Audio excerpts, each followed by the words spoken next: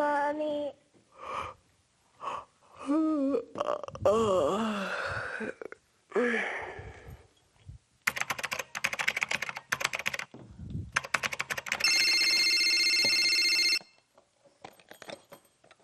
Mommy.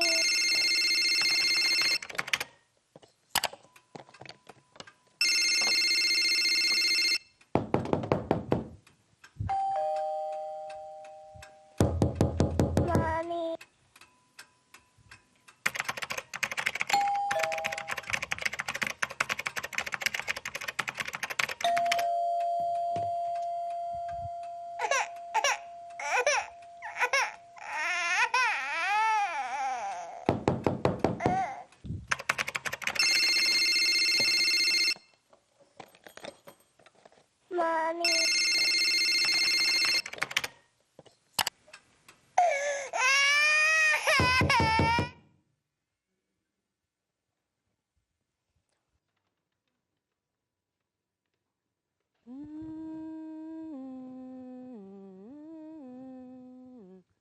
I'll eat you, I'll drink you, yum, yum, yum, yum, yum. I'll drink you, slip, slop, slip-a, slip-a-slop. Well, I'll eat you and you'll eat me, soda pop, ice cream, sugar in my tea. 1, 2, 3, 4, 1, 2, 3. Ha, ha, ho, ho, hee, hee, hee. I'm gonna eat you up. I'm gonna drink you down. 2, 3, 4, 5, 6, 7, 8. I'll bite you, I'll chew you. Yum, yum, yum, yum, yum. I'll gulp you, I'll slurp you. Slip, slop, slip-a, slip-a-slop. Well, I'll eat you and you'll eat me. Soda pop, ice cream, sugar in my tea. 1, 2, 3, 4, 1, 2, 3. Ha, ha, ho, ho, hee, hee, hee. I'm gonna eat you up. I'm gonna drink you down. I'm gonna eat you up. I'm gonna drink you down. I'm gonna eat you up. I'm gonna drink you.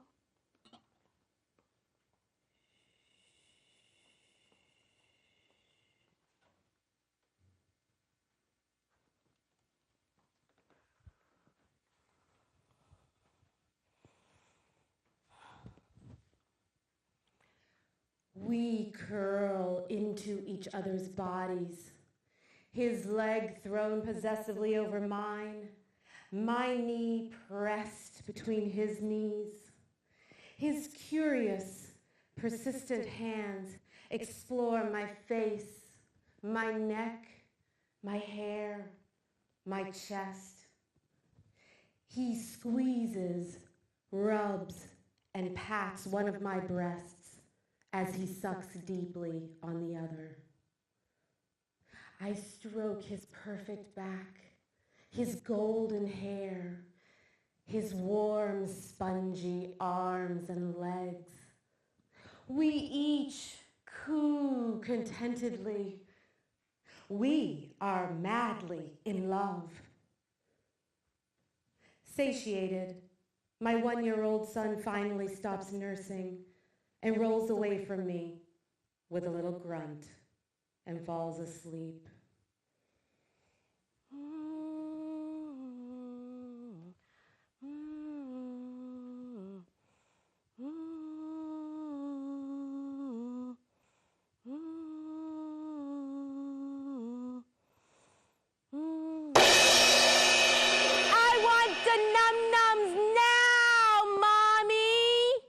My son demands at 12:30, 3:30, and 5:30 a.m. He thrashes in his little bed, his arms reaching for his breasts to nurse. I want to feed them. Open up. Desperate to wean my highly articulate and strong-willed toddler, I refuse to open up. Mommy's tired, baby. Hush, little baby, don't say a word. No, I don't like that song, Mommy. Rock-a-bye, baby. No, I don't like that song either, Mommy. You are my sunshine. No, I don't like the sunshine song either, Mommy. I try the silent, passive route. I make no eye contact or facial expressions, as the books advise. He thrashes back and forth on his little bed, alternately swatting at me and reaching up my shirt. Furious and exhausted, Mommy's tired, baby. I finally give in, Mama Cow, as he takes his fill and finally rolls away to sleep. Oh, the good news, my son, 4 years later, is actually weaned. But each night and some mornings, those tentacle-like hands reach instinctively for the num-nums before being pushed away. Mommy, my brain, my ears, and my eyes keep tricking me. I can't stop.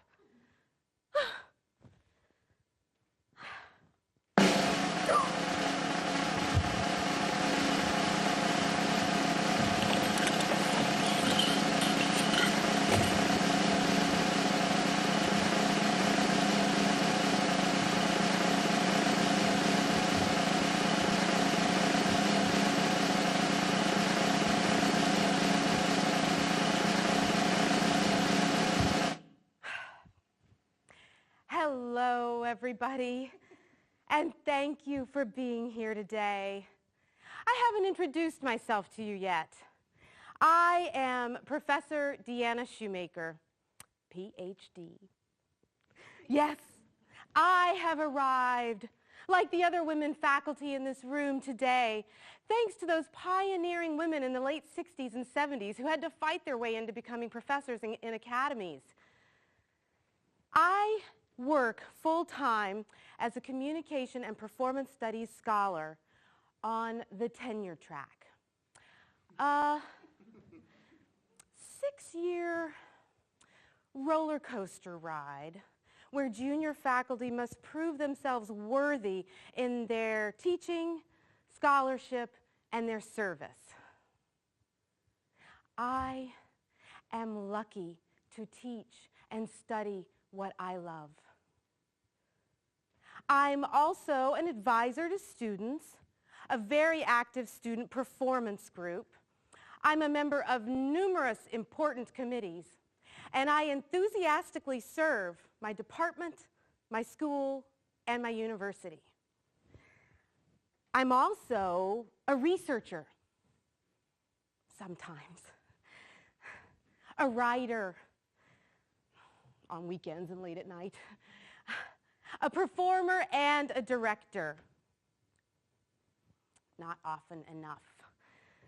I'm privileged as a professor to have a more flexible work schedule, which means faculty just bring their work home with them and live with it all the time. I get decent benefits and enough income that I could send my son to a private kindergarten. And yes, I get my summers off to catch up on research, writing, publication. That is, if I can afford not to supplement my modest income by teaching summer classes in one of the most expensive states in the country. I love my work. I need my work. I'm passionate about my work.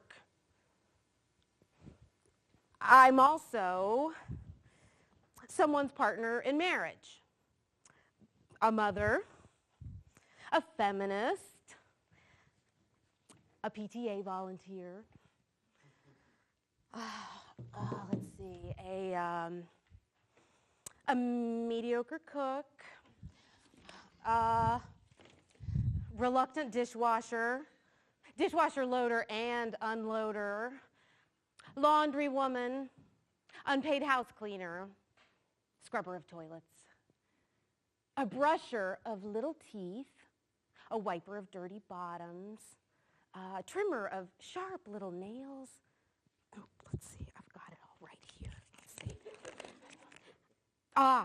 Bath time torturer, shoes and socks assistant, child wardrobe buyer, child wardrobe discomfort expert, family social planner, child play date organizer, emergency child care organizer, harried chauffeur to and from wherever. I'm also a wiper of tears, a kisser of cheeks, a tickler of tummies, a singer of songs, a bearer of water, a maker of snacks, a reader of books, a holder of hands, bedtime snuggler.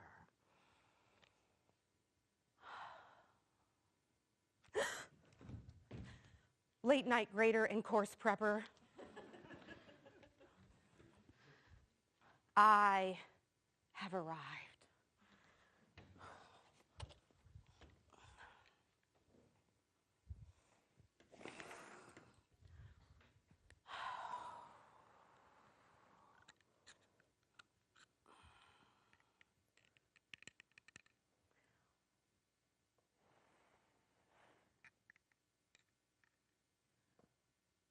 I constantly struggle against a feeling or a perception that I'm not doing enough.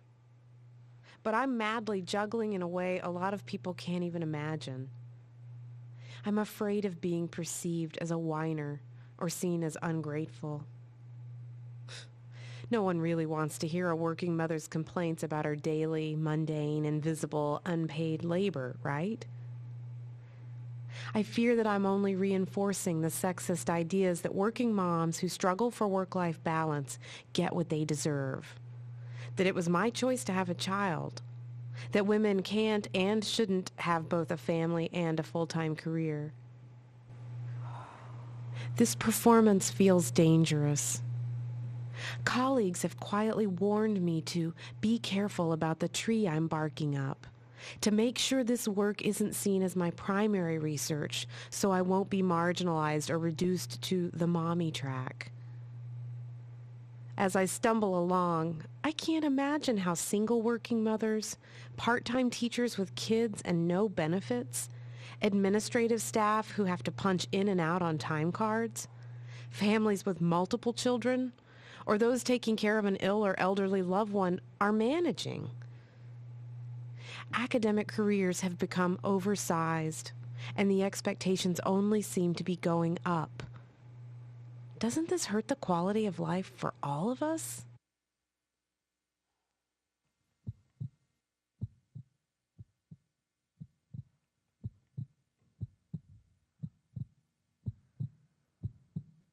Insomnia is a self-perpetuating black hole. The more exhausted you are, the less you sleep. The less you sleep, the more exhausted you become. In this quiet frenzy of cognitive and physical hyperactivity, your sense of self is reduced to a quivering mass of fear and anxiety. Too tired to be proactive, you simply react with rage, tears, impatience. Your exhaustion is rich, thick, heavy, constant, somewhere between sleeping and waking. Emotions and muscles are stretched to the breaking point. You are a clumsy, lumbering bear. You are a menace on the road. You are here and not here.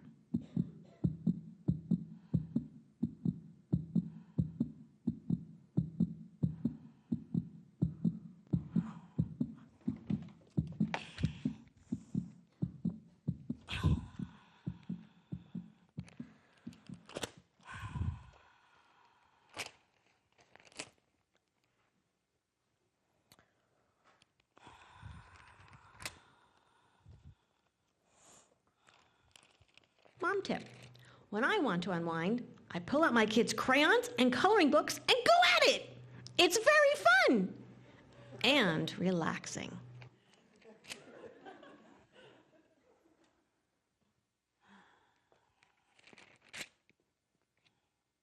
Mom tip, make a pitcher of lemonade and pour yourself a treat.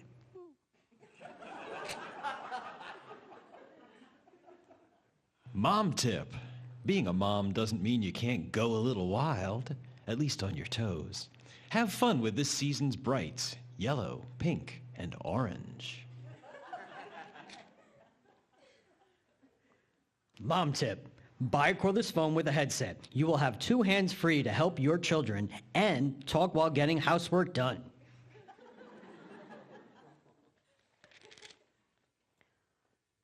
Mom tip, when you're waiting to pick up your child from soccer, ballet, karate, swim lessons, whatever, tweeze your eyebrows. The natural light you get in a car will help you snag all those strays.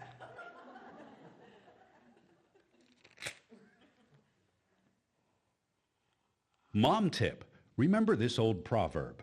God could not be everywhere, and therefore he made mothers.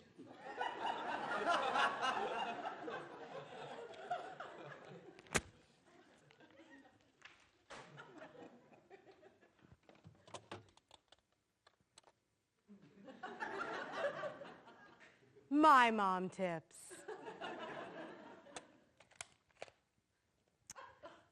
When wiping your child's bottom after a poopy accident, use high-quality, flushable wipes. They'll keep your hands clean and your bathroom smelling fresh. When you haven't made any plans for dinner and you're so tired you can barely move, just make mac and cheese with cut-up hot dogs in it. Yum.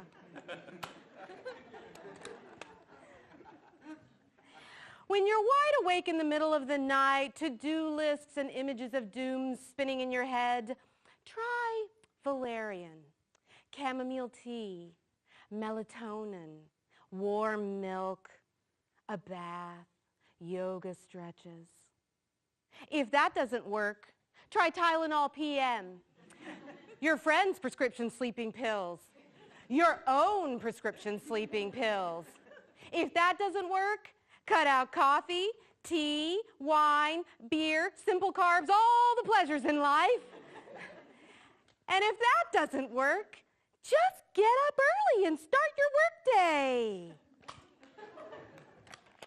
When those people with good intentions say they can't imagine how you can manage to have a full-time career and be a mom, just give them a big smile and say, I don't manage at all, and I'm desperate for your help.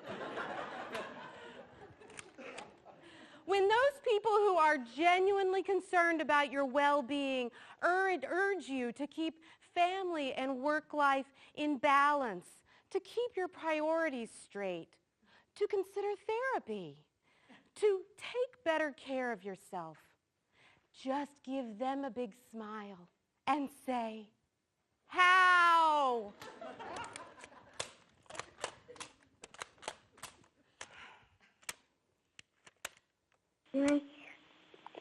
Hi, Mommy.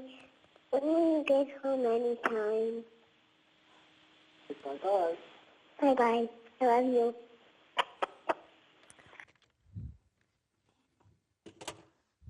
Bye, Mommy. I miss you.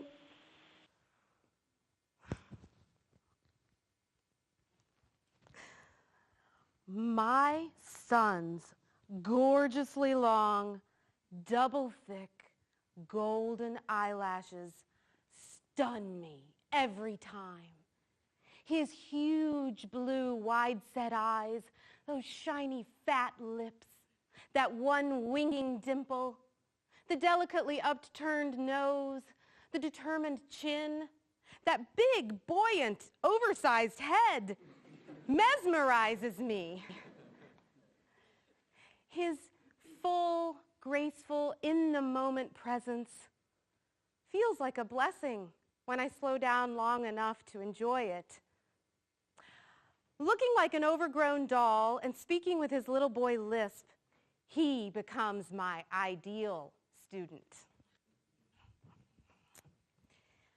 Mommy, let's talk about the world.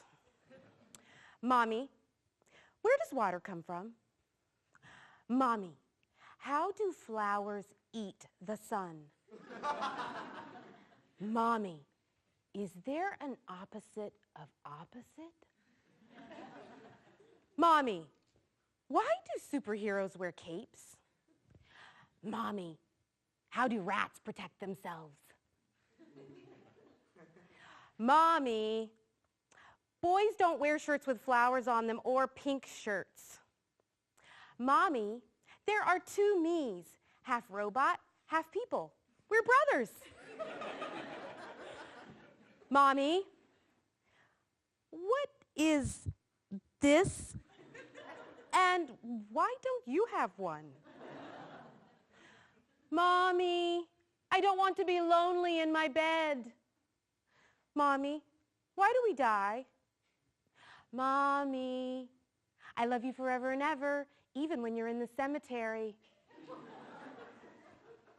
Mommy, I've been alive for 24 hours a day, for God's sake. Mommy, you're driving me crazy. Mommy, you're mean. You're a bad person. Mommy, I don't like you anymore. I'm not going to be your little boy anymore.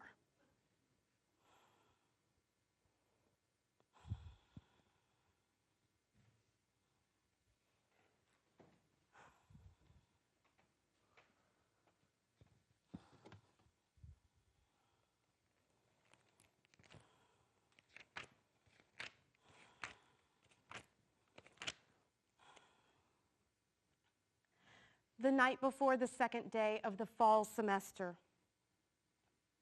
I lie awake all night long because my university-subsidized emergency backup childcare has just fallen through, and I don't have any other backup.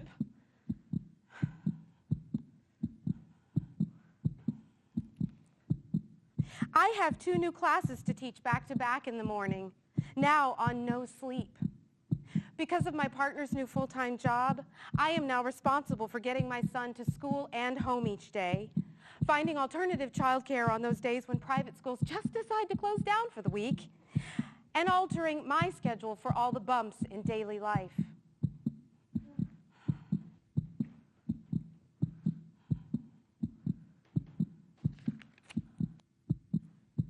Mid-September, I'm wide awake all night again, my mind reeling from all the work to be done at home and at school.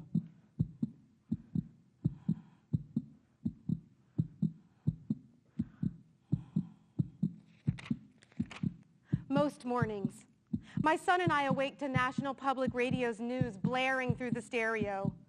We slowly drag ourselves out of bed, or I leap up to turn down the reported horrors of the world. My partner is usually gone before we get up. I make our breakfast, get us dressed, groomed, and out the door. Always late to my son's school. Sounds simple, but some mornings feel like World War III.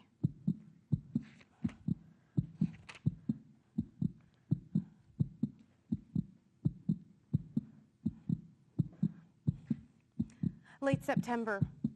On the verge of collapse, I realize I can't do my job when I must rush from campus each day at 2:45 to pick up my son in Belmar. No, his private school has no buses or after-school care. I finally send out an email cry for help to all the families at his school. I end up doing Monday and Tuesday childcare swaps with 2 mothers. I pay a stay-at-home mom to transport my son to a nearby friend's house on Wednesdays. I pay a friend's nanny to watch him on Thursdays. And I enroll him in soccer on Fridays so my partner can pick him up late. The scheduling is complex and exhausting for all of us. My sense of relief is tempered with guilt and shame. Early October. After a long day of teaching, office hours, meetings, and grading past midnight, I don't sleep. Minutes slip into hours, 2 a.m., 4 a.m., 5:30 a.m. My son senses I'm up and sleepily follows me from bed to couch as I keep trying to fall asleep. I finally get up to face a day teaching 2 classes, meetings, advising appointments, and delivering a guest lecture in an evening graduate class, all on no sleep.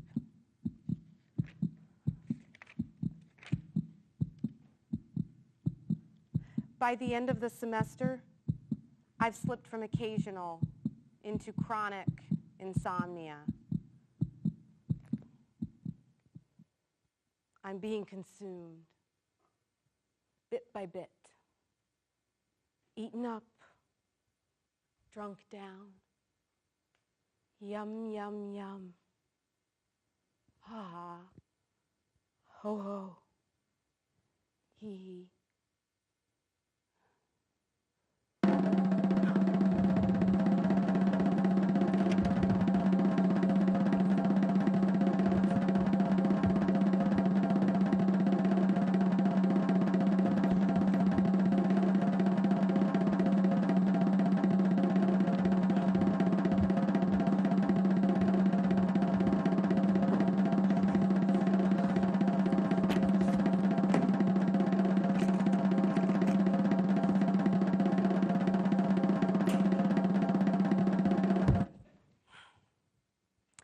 Good morning, class.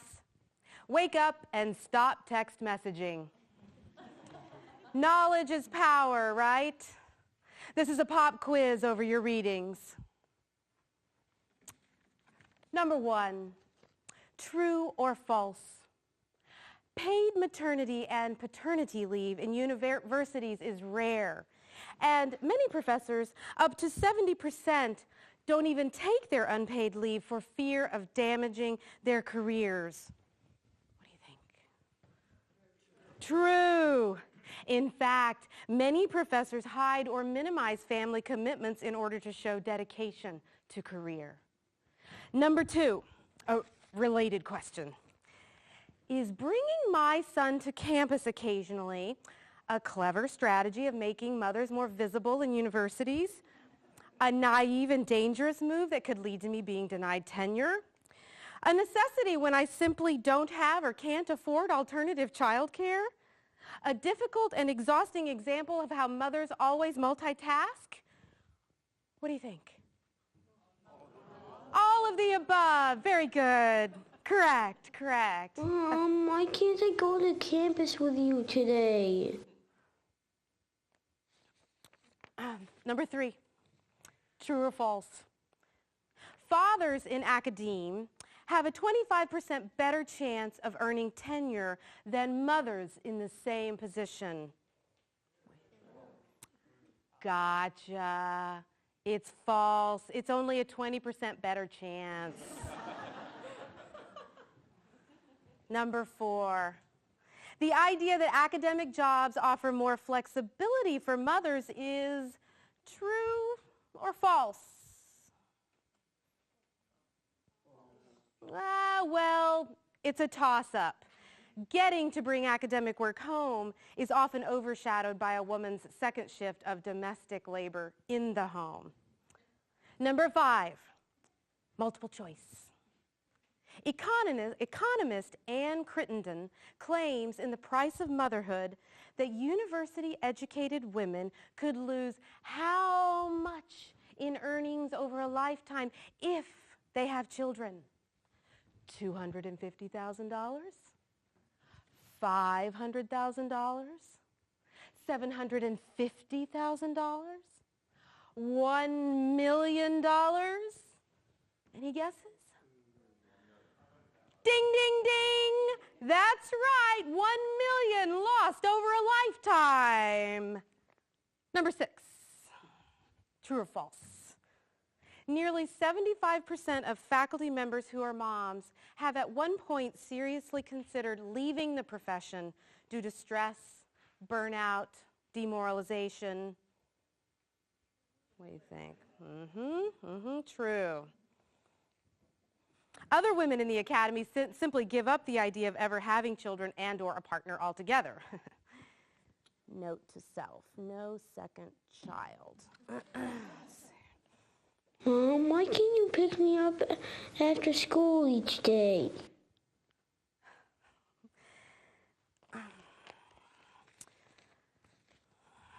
Number 7, fill in the blank.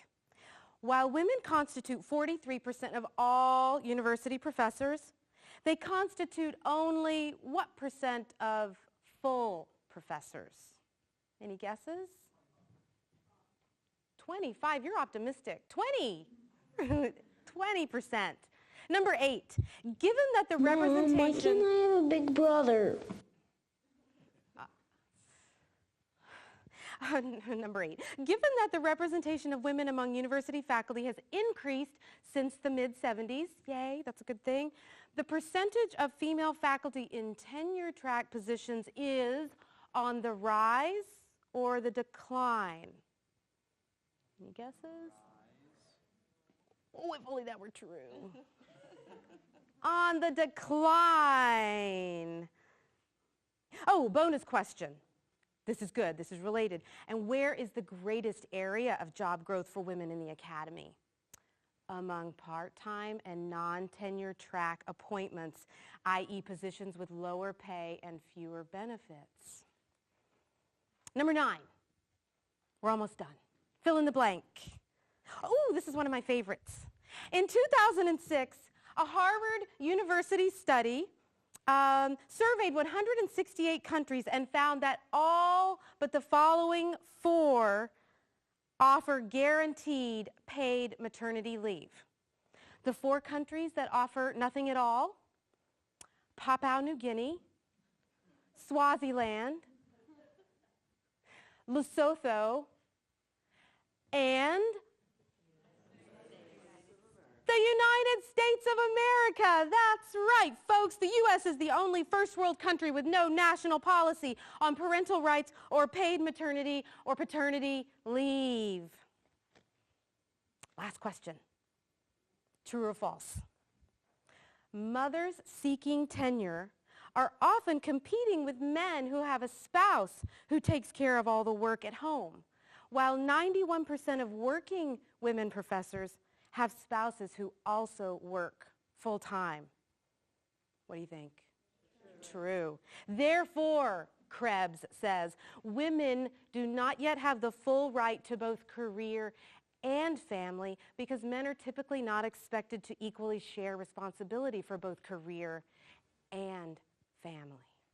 Mom, why do I have to go to school every day? Mom, why can't I stay home from school today? Mom, why do I have to go to Project Extend after school?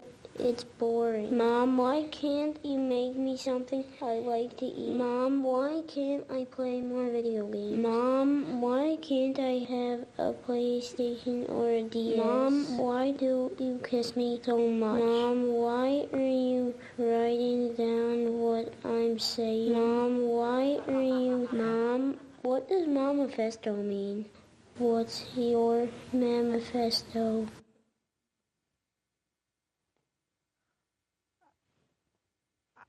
I guess my Mamafesto is what I want. I simply want time. I simply want time to think and rest. We all need this. I simply want to work full-time to contribute my talents and my knowledge and have a healthy family life without having to sacrifice one over the other. I simply want workplaces to value quality over quantity and community and success over burnout, competition, unremitting stress. I simply want equal pay for my work and equal respect for my work, Mommy, both professional and domestic. I'm not doing I enough. simply want families to fully share caregiving responsibilities. I miss you. I simply It was my choice want to have a access to child. affordable and excellent child care, public school education, and after-school care for all children. Kids crayons and coloring books. I and go at simply it. want nationwide and university policies on It's very family fun. rights and paid family leave. This performance I feels simply dangerous. want to be a sane mother and a successful professional. Eyebrows. The natural light Mom, again in a car why will do snag all superheroes those wear They capes? deserve. Get what Stop!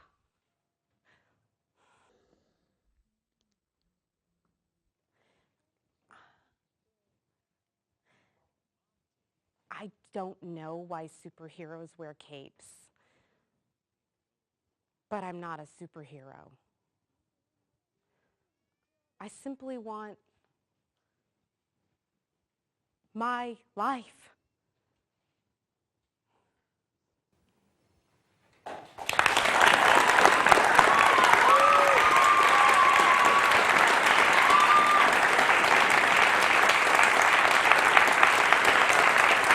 Thank you. Thank you.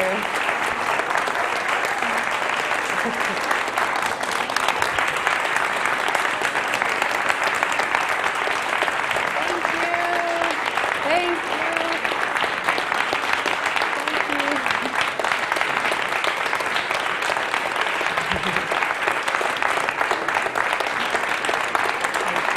Thank you.